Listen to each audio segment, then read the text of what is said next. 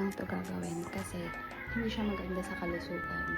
Kaya magre-ready ako ng water para sa kanya. So, ito.